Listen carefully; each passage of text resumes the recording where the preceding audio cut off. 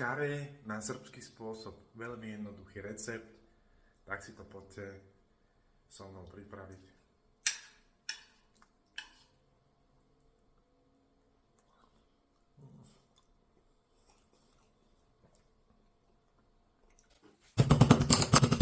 Naklepal som si kare, ktoré som z každej strany osolil a okorenil. Dal som si do hrnca rozohriať bravčovú masť a kare som obalil v hladkej múke z každej strany. Následne som ho pridal do masti a zatiahol z obidvoch strán. Mäso som si vytiahol bokom na tanier a do vzniknutého výpeku som vložil dve nahrubo nakrájané cibule, ktoré som zarestoval.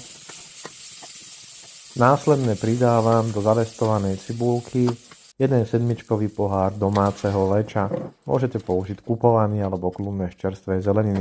Ešte som pridal šampiňóny, vložil naspäť mäso, trošku ho pozatláčal, nech sa dá pod tú šťavu a nehal 20 minút dusiť. Po 20 minútach som to všetko premiešal a ešte 20 minút podusil.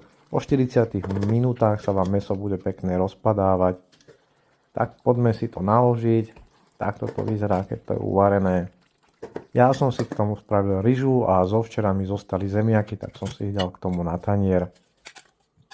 2 kúsky mäsa a tú fajnovú omáčku. Ďakujem za like a prípadný follow.